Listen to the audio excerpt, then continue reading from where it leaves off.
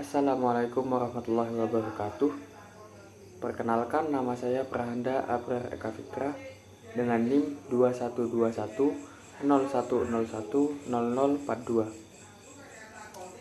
Saya di sini akan memaparkan materi saya yang berjudul Pendidikan Kreatif sebagai penanggulangan kemiskinan dan pengangguran. Saya akan membahas 4 subbab. Yang pertama, pengertian pengangguran dan kemiskinan. Kemudian yang kedua, pendidikan sebagai penanggulangan kemiskinan. Yang ketiga, pendidikan sebagai penanggulangan pengangguran. Dan yang keempat, pendidikan kreatif sebagai pemberdayaan masyarakat. Baik, yang pertama, saya akan memaparkan materi tentang definisi pengangguran dan kemiskinan. Kita ketahui sendiri, krisis ekonomi yang terjadi pada pertengahan 1997 telah mempengaruhi sendi-sendi dasar kehidupan masyarakat luas. Krisis ini mengakibatkan berbagai dampak sosial pada semua strata masyarakat, seperti terjadinya kesenjangan semakin tajam antara kenaikan harga-harga barang, kebutuhan pokok, dengan daya beli masyarakat. Kesenjangan antara golongan kian melebar dan semakin meningkatnya tingkat kriminalitas, gangguan keamanan, serta pengangguran. Akumulasi ini dari berbagai bentuk krisis membuat masyarakat kian frustasi dan kepercayaan kepada pemerintah semakin merosot. Sedangkan ketidakpastian mengenai kapan semua ini akan berakhir juga terus menghantui masyarakat. Dan definisi dari kemiskinan itu adalah ketidakmampuan untuk memenuhi standar hidup minimum. Permasalahan standar hidup yang rendah berkaitan pula dengan jumlah pendapatan yang sedikit, perumahan yang layak, kesehatan, dan layanan kesehatan yang buruk. Tingkat pendidikan masyarakat yang rendah sehingga berakibat pada rendahnya sumber daya manusia dan banyak pengangguran. Tingkat standar hidup dalam suatu negara dapat diukur dari beberapa indikator, antara lain Gross National Product per kapita, pertumbuhan relatif nasional, dan pendapatan per kapita, distribusi pendapatan nasional, tingkat pendidikan, dan juga tingkat kesejahteraan masyarakat. Kemudian ada beberapa faktor kemiskinan yang dikemukakan para ahli. Salah satunya saya mengutip dari Kuncoro dalam Wisnu Adi mengemukakan bahwa secara makro kemiskinan itu muncul karena adanya ketidaksamaan pola kepemilikan sumber daya uang menimbulkan distribusi pendapatan timpang. Penduduk miskin hanya memiliki sumber daya dalam jumlah yang terbatas dan kualitas rendah. Kemiskinan itu muncul akibat adanya perbedaan kualitas sumber daya manusia. Karena sumber daya manusia yang rendah berarti produktivitas juga rendah, begitupun upahnya. Dan juga kemiskinan itu muncul disebabkan karena perbedaan akses modal. Kemudian yang kedua adalah pengertian dari pengangguran, yaitu penduduk yang tidak memiliki pekerjaan tetapi sedang mencari pekerjaan atau sedang mempersiapkan suatu usaha, atau penduduk yang tidak mencari pekerjaan karena merasa tidak mungkin mendapatkan dalam mendapatkan suatu pekerjaan, atau yang sudah mempunyai pekerjaan tetapi belum memulai bekerja. Apabila dikaitkan keduanya, kemiskinan dan pengangguran ini memiliki keterkaitan, karena pengangguran dan kemiskinan itu adalah secara umum itu adanya sangkut paut di dalamnya. Ada 3 sebab utama kemiskinan. Yang pertama itu pengangguran dan kemiskinan alamiah. Kemiskinan alamiah yaitu keadaan miskin karena dari awalnya memang miskin. Kemiskinan alamiah terjadi antara akibat kondisi alami seseorang, misalnya cacat mental atau fisik, usia lanjut sehingga tidak mampu bekerja.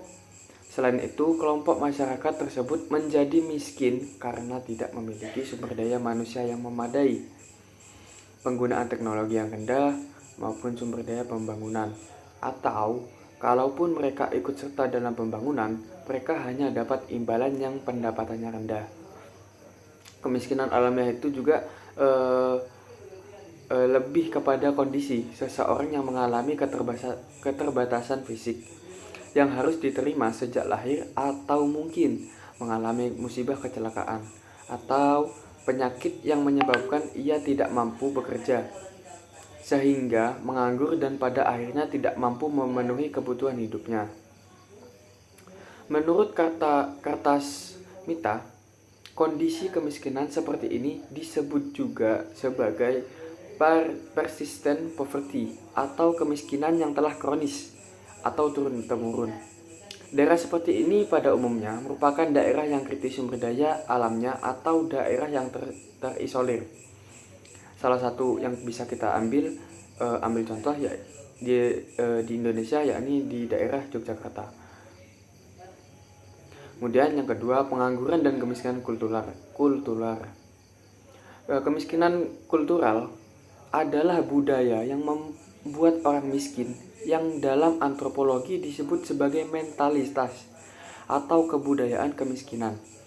Sebagai budaya miskin, misalnya masyarakat yang pasrah dengan keadaan yang menganggap bahwa mereka miskin karena turunan, atau karena dulu orang tuanya atau nenek moyangnya juga miskin, sehingga usahanya untuk maju menjadi kurang.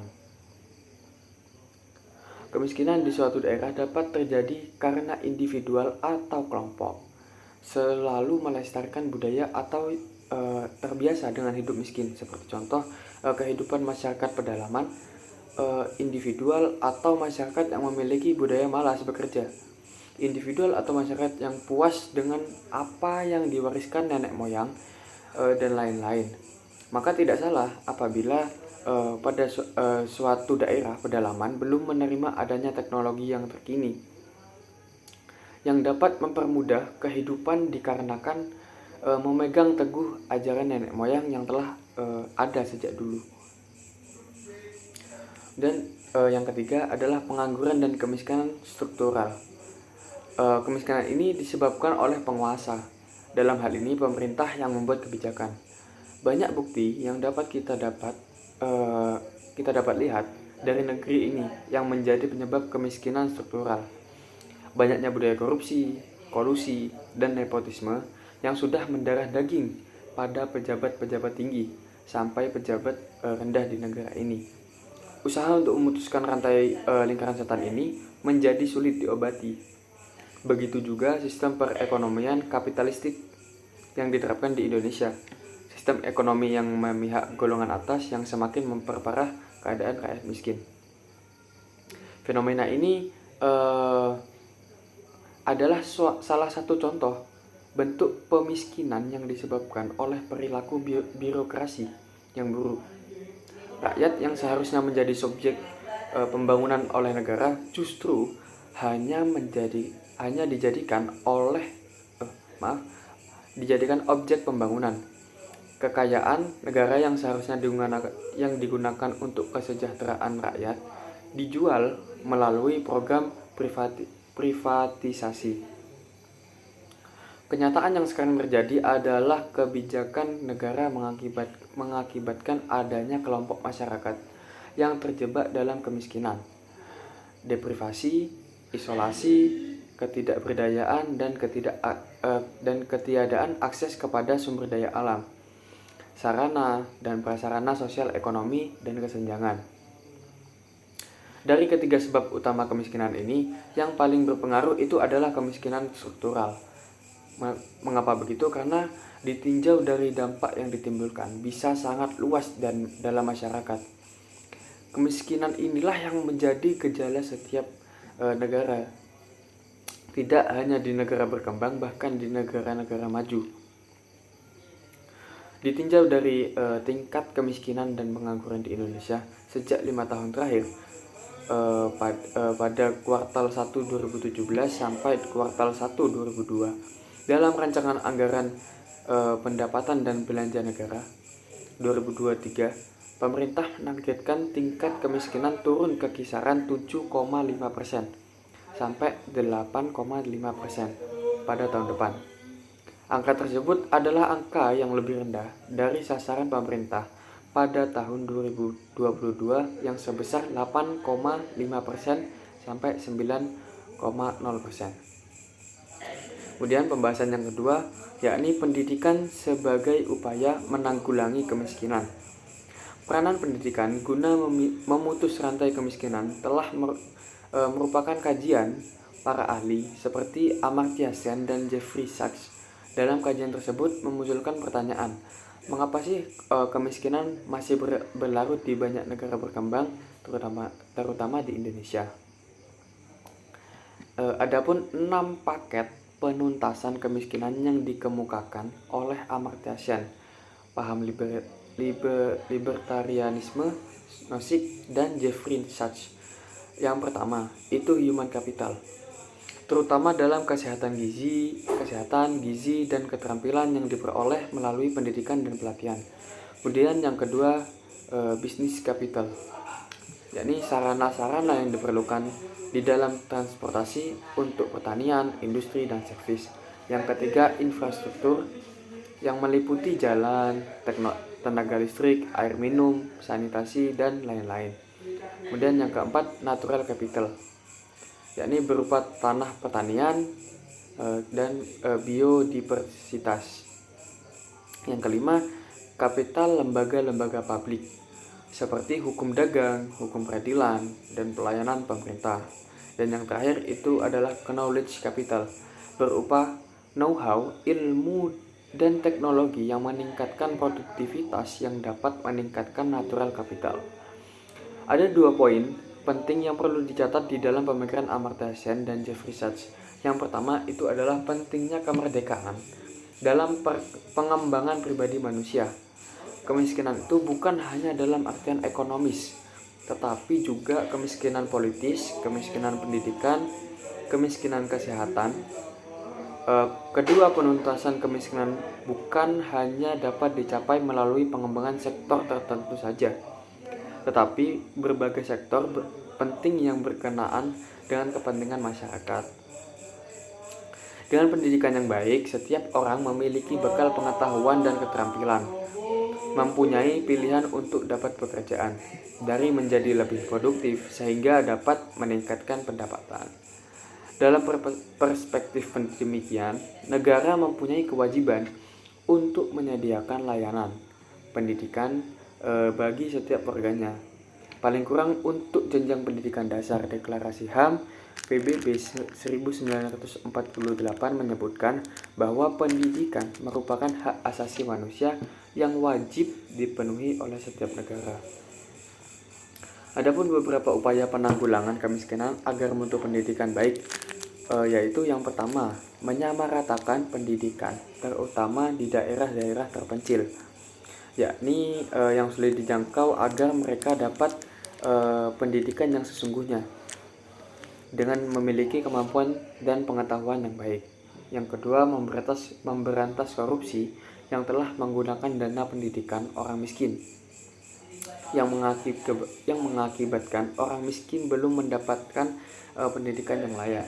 Kemudian yang ketiga, menciptakan banyak lapangan pekerjaan yang sesuai dengan pendidikan dan kemampuan sehingga dapat mengurangi angka pengangguran. Salah satu untuk menanggulangi aspek perekonomian yang rendah adalah melalui pendidikan kewirausahaan.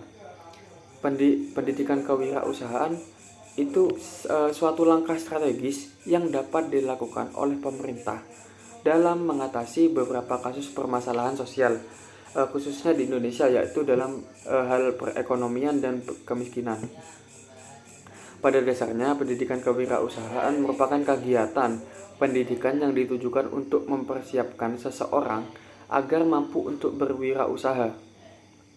Karena pendidikan kewirausahaan memainkan peran membantu mengurangi serta menanggulangi tingkat pengangguran di suatu negara.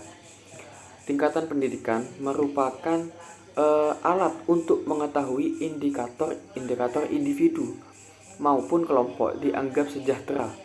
Semakin tinggi pendidikan seseorang, maka semakin baik pula kualitas sumber daya manusianya. Karena pendidikan faktor terpenting yang dapat membuat seseorang keluar dari kemiskinan. Dalam UUD 1945 pasal 34 ayat 1 menyebutkan bahwa fakir miskin dan anak-anak terlantar dipelihara oleh negara. Hal ini fakir miskin dan anak-anak terlantar tersebut menjadi tanggung jawab negara yang dilaksanakan oleh pemerintah untuk masa depan mereka. Sasaran utama pembangunan nasional sebagaimana yang diamanatkan dalam UUD 1945 adalah cerdasnya kehidupan bangsa, majunya kebudayaan nasional dan kesejahteraannya, kemudian kehidupan rakyat Indonesia secara keadilan. Kemudian melalui pendidikan yang bermutu dapat merata akan melahirkan manusia cerdik dan cerdas, berkarakter, terampil atau profesional yang siap memasuki dunia kerja. Dalam upaya pengentasan kemiskinan adalah membuka kesempatan kerja yang membayar pajak yang memungkinkan pemerintah memberikan kesejahteraan masyarakat, mampu membiayai tanggung jawab konstitusionalnya, yaitu memberikan pelayanan publik seperti pendidikan, kesehatan, dan jaminan sosial. Kemudian pembahasan yang ketiga yakni tentang pendidikan sebagai upaya menanggulangi pengangguran. Pendidikan merupakan suatu usaha untuk mengembangkan kemampuan berpikir dari seseorang. Karena di era global saat ini persaingan semakin ketat, diiringi dengan kemajuan teknologi yang semakin canggih. Upaya mencerdaskan bangsa ditegaskan dalam pembukaan Undang-Undang Dasar 1945 yang menyatakan bahwa pemerintah negara Indonesia yang melindungi segenap bangsa Indonesia dan seluruh tumpah darah Indonesia, dan untuk melaksanakan ketertiban dunia yang berdasarkan kemerdekaan, perdamaian abadi, dan keadilan sosial. Maka mencerdaskan kehidupan bangsa diselenggarakan satu sistem pendidikan nasional yang mampu menjamin pemerataan kesempatan pendidikan, peningkatan mutu serta relevansi, dan efisiensi manajemen pendidikan. Kemudian untuk mencapai tujuan mencerdaskan kehidupan bangsa yang tertuang dalam sistem pendidikan sosial dalam peraturan pemerintah Republik Indonesia nomor 47 tahun 2008 tentang wajib belajar, pemerintah telah merancang program wajib belajar bagi anak usia sekolah dasar 7-12 tahun yang bertujuan memberikan pendidikan minimal bagi warga negara Indonesia untuk dapat mengembangkan potensi dirinya agar dapat hidup mandiri di dalam masyarakat atau melanjutkan ke jenjang pendidikan yang lebih tinggi. Pendidikan merupakan pionir dalam pembangunan masa depan suatu bangsa, karena pendidikan berkualitas dapat menentukan kualitas dari pembangunan. Melalui pendidikan, maka generasi manusia berkualitas dapat terlahir, dan dengan lahirnya manusia yang berkualitas, maka dapat menghasilkan pula pembangunan yang berkualitas dan maksimal. Dengan demikian, setiap manusia harus memiliki kualitas terbaik untuk dirinya, memiliki pendidikan yang dilakukan dengan profesional agar tujuan untuk pembangunan yang berkualitas akan tercapai dan berhasil dengan baik. Masalah kemiskinan itu mempunyai hubungan yang erat dengan pengangguran. Ada beberapa tingkatan pengangguran yang dikemukakan oleh para ahli, yakni pertama, pengangguran berdasarkan penyebabnya. Yang pertama, pengangguran normal adalah seseorang yang mencari pekerjaan pada suatu tingkat upah tertentu, tetapi tidak dapat memperoleh pekerjaan yang diinginkannya tersebut. Kemudian yang kedua, ada pengangguran struktural, yakni muncul ketika upah minimum berada atas tingkat harga yang menyeimbangkan penawaran dan permintaan tenaga kerja. Kemudian yang ketiga adalah pengangguran konjungtur, yakni pengangguran yang disebut dengan pengangguran sukarela, karena mereka adalah tenaga yang tidak mau bekerja di bawah tingkat upah real. Mereka hanya mau bekerja apabila upah sama atau lebih tinggi dari upah real. Kemudian yang kedua, ada macam-macam pengangguran berdasarkan ciri-cirinya. Yang pertama, pengangguran terbuka, yakni menurut Sukirno adalah seseorang yang termasuk kelompok penduduk usia kerja yang selama periode tertentu tidak bekerja dan bersedia menerima pekerjaan serta sedang mencari suatu pekerjaan. Kemudian yang kedua, pengangguran tersembunyi, yaitu keadaan di mana suatu jenis kegiatan ekonomi dijalankan oleh tenaga kerja yang jumlahnya melebihi dari yang diperlukan. Yang ketiga, pengangguran musiman, yakni keadaan pengangguran pada masa-masa tertentu dalam suatu tahun. Yang keempat, pengangguran setengah menganggur, adalah keadaan pengangguran di mana pekerja itu melakukan kerja jauh lebih rendah dari jam normal. Kemudian dalam data BPS memaparkan data tingkatan pengangguran terbuka pada Februari 2021 sebesar 6,26%. Dampak buruk dari pengangguran adalah berkurangnya tingkat pendapatan masyarakat yang pada akhirnya mengurangi tingkat kemakmuran atau kesejahteraan masyarakat. Kesejahteraan masyarakat yang turun karena menganggur akan meningkatkan peluang mereka terjebak dalam kemiskinan karena tidak mendapatkan pendapatan. Apabila pengangguran tidak dapat diatasi, maka akan timbul keresahan sosial yang mempunyai dampak buruk pada kesejahteraan masyarakat serta prospek pembangunan ekonomi dalam jangka panjang. Dengan demikian, tingginya pengangguran akan berdampak pada peningkatan kemiskinan di Indonesia.